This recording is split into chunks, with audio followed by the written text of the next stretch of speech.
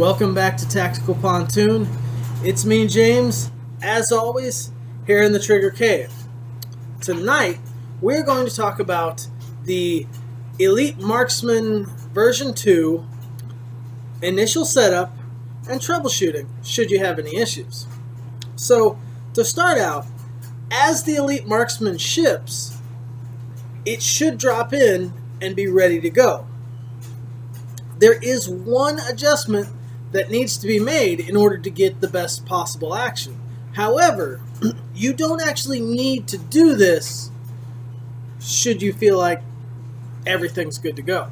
So you will drop it in, you will verify function, you will verify your safety checks, and then at that time you can then adjust the over travel. And that is done through this. You can see a set screw. Let me see if we can get it in the light here. You can see that screw. That is accessed by a hole in the back of the trigger block housing. Let's see, there we go. Which is adjusted by a 1.5 millimeter Allen key. So in order to adjust that, you will pull your slide off. You will pull this pin out of the grip. You will lift this trigger stop housing up. You will then adjust this screw half of a turn. 1 second. What are you eating? Oh, you can eat that. Pardon me, that was Gaston chewing on something. He's alright. Let's get back to it. Now, adjust it half a turn. You will drop it back down. You will put your pin back in. You will put your slide back on, and you will dry fire the gun. If it works, which it should, you will pull the slide out. You will pop the pin out. You will pull this up. You will give it another half a turn, drop it back in, and dry fire with the slide on. Now, you will continue to do this until it does not fire. Now, let me back up for one moment. One thing that I do recommend that you have, acquire, or get a hold of, and will make the job much easier, especially when it comes to verifying safety checks, as well as dropping the slide, dropping the sear should the trigger not function, and that is what we call an armorer's plate. This is a factory plastic plate that I have cut the center out of. Now, most people nowadays, especially if you're putting a trigger in, you're building this gun, you will have replaced your rear plate with something aluminum or something custom engraved or whatnot. So you probably have one of these hanging around. Chop that center out with your Dremel, or however works for you. This will allow you to see the striker lug to cruciform or sear interface, as well as to be able to reach in there with, say, a flat screwdriver or your Glock tool in order to drop that sear. Because at some point, as you are adjusting this, the trigger is going to stop functioning because you have too much over travel adjusted out of it, or not enough travel left in it. So what you will have to do is you will have to reach through and you will have to drop that sear yourself. This can be done with a basic cover plate on there that doesn't have this middle section out, with a very thin Allen screw or an Allen key that will fit between there and will allow you to drop that cruciform. So while it is not 100% necessary, it is something that I definitely recommend having. If you're going to do any sort of work on Glocks, really an armorer's plate is not too much to ask. As it is, once your trigger stops functioning, you will then have to drop that sear. You will have to pull your slide off.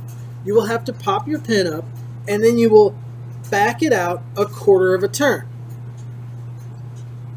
Then drop it back in, put your pin in, put your slide back on, and verify function. It should fire. However, it is a possibility that you may need to go back farther than a quarter of a turn.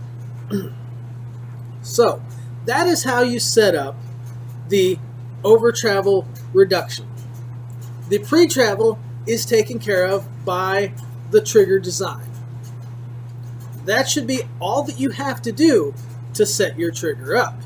Now, after you have set up the over travel, you will then need to go back through the steps, verify all of your safeties and functions to see that your trigger is ready to go.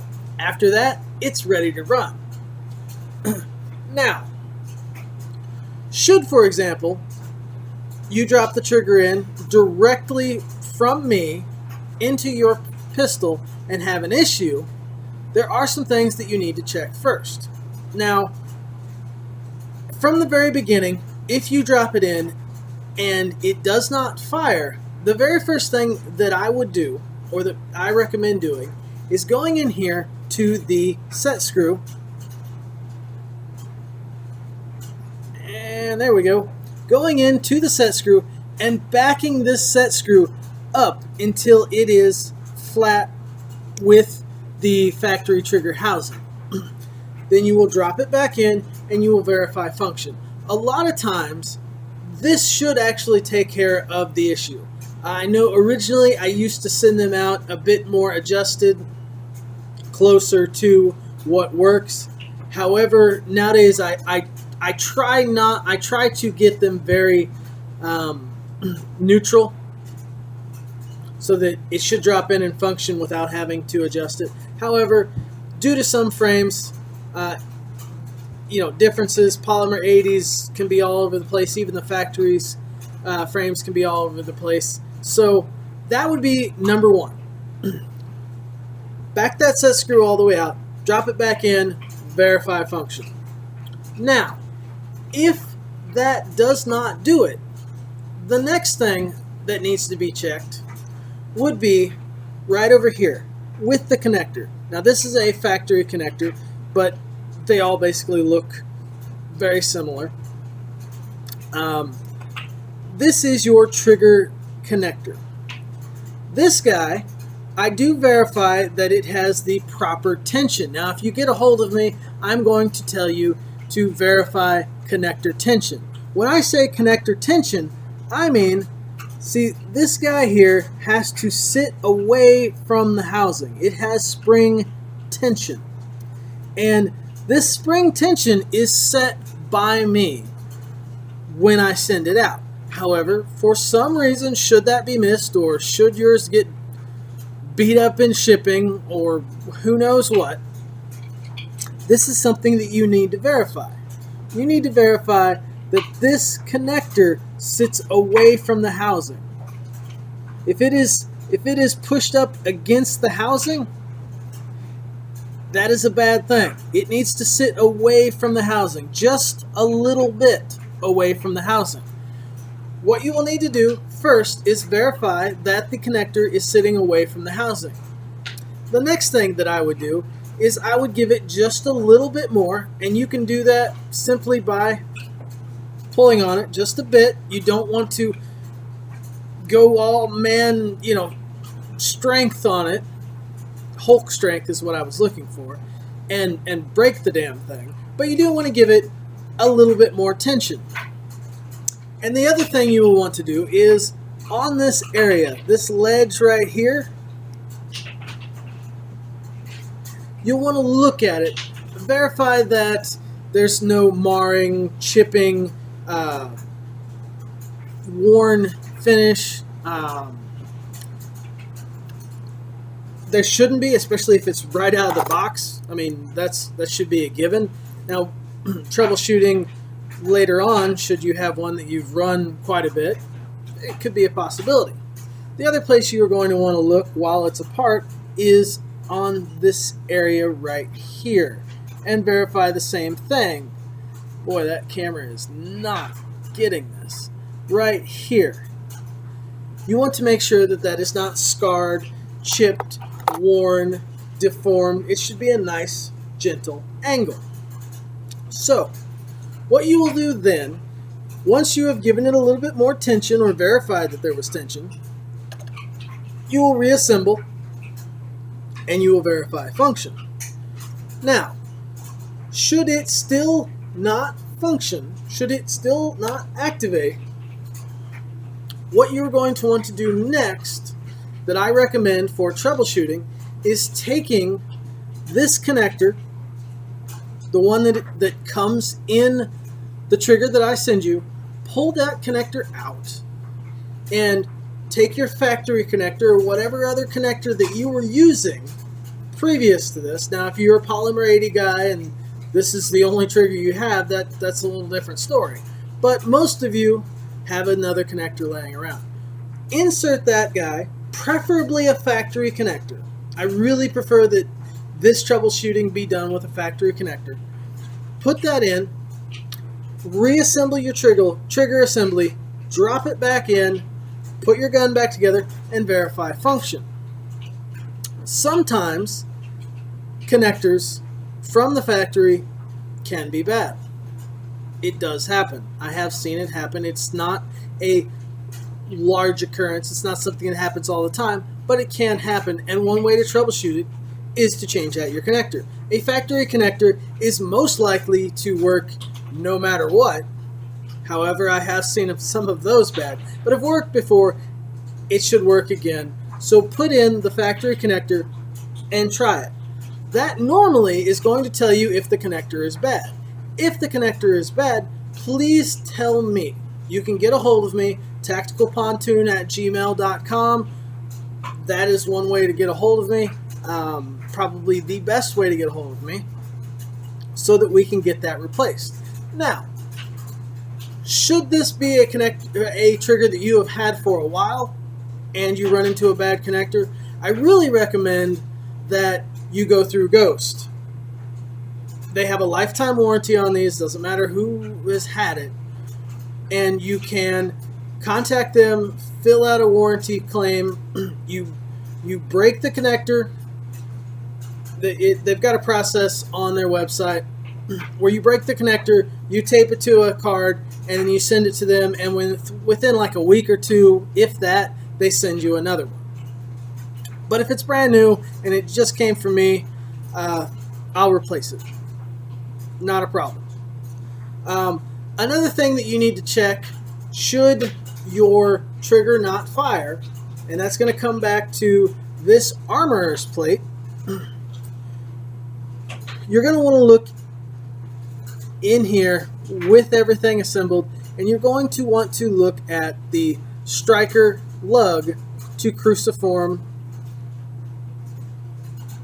Can I help you? The cruciform to striker lug, the cruciform, or sear, if you will, is this guy right here. That is going to interface with the striker lug, and I don't have a striker right here at the moment. Probably should have done that before I started this video, but it's going to interface with this guy. Now, by Glock standards, about 25% of that, 25% of this,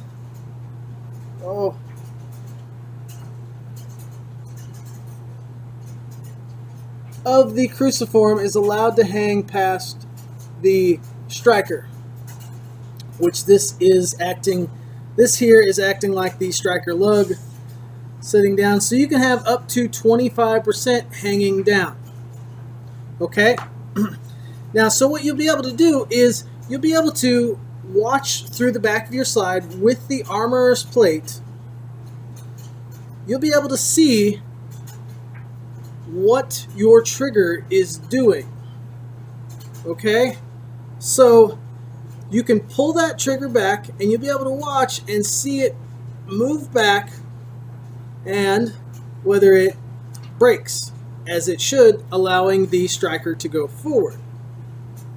Now, I do have a video linked from Johnny Glocks on this website that talks about adjusting the cruciform or sear with a vise. Very simple, and it's just basically tweaking it a little bit until you have either maximum striker to sear connection, or perhaps if you have too much interface where it's way up there and it's not allowing it to come back and drop, you can actually tweak it a little bit the other way. Like I said, that is another video that I will link to. This is going to be linked on my website, as well as that video in the troubleshooting and installation section. So that should give you a pretty good start. Should you run into any issues, tacticalpontoon@gmail.com is the email address. Shoot me a message. I'll be more than glad to help you out. Do some troubleshooting if there's anything else that that's needed. So I've probably rambled on long enough, but this is a very important video, and it needed to be out there. So until next time, we will catch you later. Like, subscribe, go to Instagram. Does anybody want a dog? Later.